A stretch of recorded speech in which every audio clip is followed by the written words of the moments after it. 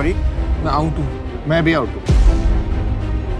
भाई क्या कर रहा है यार तू, मजाक है क्या? अगर ठेला लगा लेता तो इससे ज्यादा कमा लेता। भी निकालता हूँ तेरा दोगलापन, बंद कर दे इस बिजनेस को। हमने शार्क टैंक के कई एपिसोड में कुछ इस तरह का रिएक्शन देखा है और कई स्टार्टअप को वहां से जलील करके लौटाया गया है। इस शो के शुरुआत से इस पर ये एलिगेशंस लगते आए हैं कि शार्क टैंक की इंडिया में बहुत सी चीजें झूठी है, क्योंकि मैक्सिमम स्टार्टअप को शार्क रिजेक्ट कर देते हैं और किसी न किसी बहाने से फंडिंग देने से मना कर दिया जाता है, जैसे ये बिजनेस स्केलेबल नहीं है या ये आइडिया काम नहीं करेगा, तुम्हारा आइडिया बकवास है, वगैरह वगैरह। लेकिन दोस्तों, आपको जानकर हैरानी होगी कि इसी तरह के कई ऐसे स्टार्टअप है जो शार्क टैंक की इंडिया से रिजेक्ट होने के बावजूद आज करोड़ों रुपए का बिजनेस खड़ा कर चुके हैं। तो सवाल ये उठता है कि शार्क टैंक के इंडिया में जो दिखाया क्या वो झूठ था?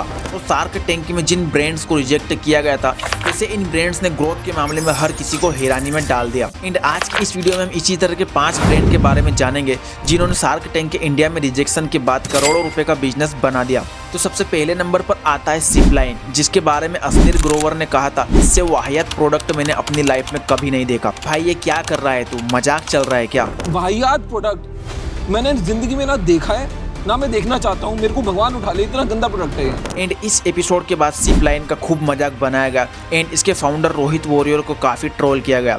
इसके मीम्स भी काफी ज्यादा वायरल हो रहे थे। रोहित की इतनी ज्यादा ट्रोलिंग हुई जितना उसने सपने में भी नहीं सोचा था। लेकिन सबसे हैरानी वाली बात यह है कि जिपलाइन आज भी उसी बिजनेस में अपने पैर जमाए खड़ा है एंड उसका प्रॉफिट ग्रोथ भी काफी बढ़ चुका है। शार्क टैंक के बाद इनकी ट्रोलिंग तो हुई, लेकिन साथ ही इनकी ऑर्डर्स भी बढ़ने लगे एंड इससे इनका फ्री में एडवर्टाइजिंग हो गया। रोहित वॉरियर्स ने अपने प्रोडक्ट को इंटरनेशनल मार्केट में लॉन्च किया और अपने प्रोडक्ट के लाइनअप को बढ़ाते हुए इन्होंने वाइन चिल्लर बकेट को इंट्रोड्यूस किया। इन प्रोडक्ट की वजह से जिपलाइन की सेल 30x तक बढ़ चुकी थी और आज रोहित वॉरियर सक्सेसफुली इस ब्रांड को रन कर रहे हैं और आज इसकी वैल्यूएशन मिलियंस ऑफ डॉलर में है।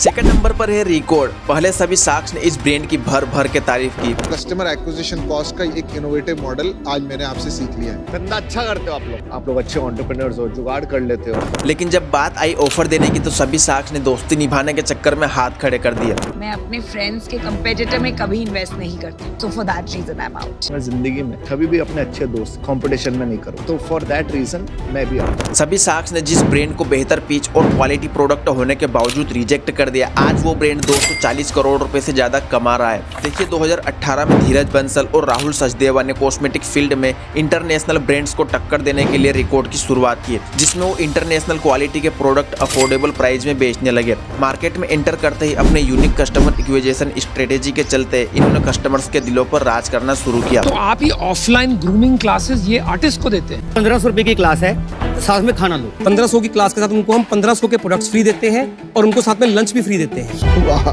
यार, आप मार्केटिंग जीनियस हो आप। एंड अपने बिजनेस को और एक्सप्लोर करने के लिए ये ब्रांड गया शार्क टैंक में, लेकिन यह ब्रांड सुगर के सीईओ और शार्क विनीता के लिए कंपटीशन था और इसीलिए हम दोस्तों के साथ गद्दारी नहीं करेंगे ये कहकर उसे रिजेक्ट कर दिया। लेकिन उस एपिसोड के बाद रिकॉर्ड की ग्रोथ बढ़ने लगी और आज रिकॉर्ड हर साल 240 करोड़ रुपए से ज्यादा की कमाई कर रहा है। थर्ड नंबर पर है फ्लैथहेड्स, जिसके फाउंडर है गणेश बालकृष्णन, जिन्होंने शार्क टैंक से रिजेक्शन के बाद कंपनी को बंद कर दिया एंड सडनली उनका बिजनेस ग्रो कर गया। जी हाँ दोस्तों, फ्लैथहेड्स का मोटो था टी शर्ट वाला कंफर्ट पैरों में लाना। इसके लिए उन्होंने बनाना लीफ और बम्बू से शूज बनाए और पेंडेमिक के बावजूद भी यह ब्रांड 20,000 से ज्यादा कस्टमर जुटाने में सफल रहा। अपने बिजनेस को इंटरनेशनली ले जाने के लिए ये शार्क टैंक इंडिया में गए और 75 लाख की डिमांड की 3% इक्विटी की बदले, लेकिन वहां जाकर उन्हें रियलाइज हुआ कि उन्हें उनका बिजनेस बंद कर देना चाहिए। मेरे पास पैसा नहीं बचा था, मेरे पास इन्वेस्टर भी नहीं थे, मैंने बंद कर दी कंपनी। पैसे जमा किए, फिर रीस्टार्ट करा और वो शार्क की बातों में आकर अपना बिजनेस बंद कर बैठे।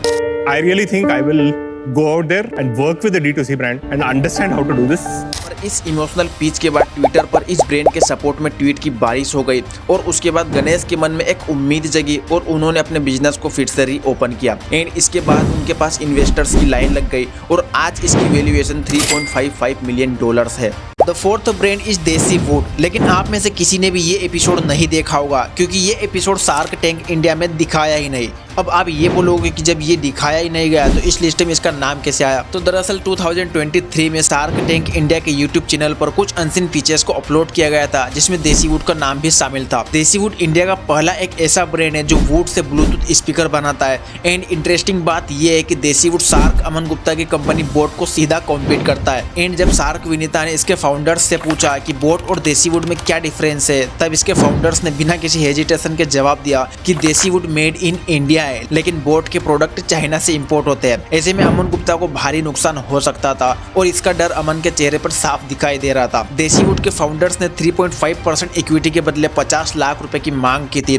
लेकिन एक अच्छा प्रोडक्ट होने के बावजूद किसी भी शार्क ने इसमें इन्वेस्ट नहीं किया। यहाँ तक कि शार्क टैंक इंडिया की टीम ने देसी वुड को एपिसोड से ही कट कर दिया, क्योंकि अगर ये एपिसोड टेलीकास्ट होता तो बोट की काफी बदनामी होती और सभी शार्क भी अमन के कॉम्पिटिटर्स की कंपनी में इन्वेस्ट नहीं करना चाहते थे। ये है असली दोगलापन। लेकिन इन सब के बावजूद भी देसी वुड ने मार्केट में काफी ज्यादा ग्रो किया। जब इन्होंने शार्क टैंक इंडिया में पिच किया था तब इनका रेवेन्यू सिर्फ 17 लाख रुपए का था, जो कि आज 40 गुना बढ़कर 7 करोड़ रुपए हो गया है। एंड अब बात करें नेक्स्ट ब्रांड की तो वो है अल्पिनो, जो कि पीनट बटर बनाते हैं, जिसकी शुरुआत चेतन कनानी ने 2016 में की थी। जब उन्होंने शार्क टैंक इंडिया में पिच किया था तब वो 15 करोड़ रुपए का रेवेन्यू जनरेट कर रहे थे। एंड इनकी आस्क थी 2% इक्विटी के बदले 1.5 करोड़ रुपए, लेकिन शार्क टैंक में ये डील क्लोज नहीं हो पाई। लेकिन इस शो की वजह से अल्पिनो को बहुत ज्यादा फायदा हुआ। शार्क टैंक इंडिया में उनकी फ्री की मार्केटिंग हो गई थी एंड इसी मार्केटिंग के चलते इस कंपनी का रेवेन्यू 15 करोड़ रुपए से बढ़कर 25 करोड़ रुपए हो गया था। जुलाई 2023 में अल्पिनो ने अपना 7 साल पूरा कर लिया था और कमाल की बात यह है कि इस सेलिब्रेशन के साथ साथ उन्होंने सिर्फ 3 दिन के अंदर 1 करोड़ रुपए की सेल करने का रिकॉर्ड भी बना दिया था। इसके फाउंडर अगले 12 महीने में इस कंपनी को 20 देशों में एक्सपेंड करने का प्लान बना रहे हैं। तो दोस्तों ये थे वो कुछ ब्रांड्स जो शार्क टैंक इंडिया में रिजेक्ट होने के बाद डगमगाए नहीं और अपने ब्रांड को एक एम्पायर बनाया। एंड अगर आप भी कुछ यूनिक करना चाहते हो तो इस वीडियो को जरूर देखना। इसमें हमने ये बताया कि आप किस तरह से अपने ट्रैप से निकल सकते हो और कुछ बड़ा कर सकते हो।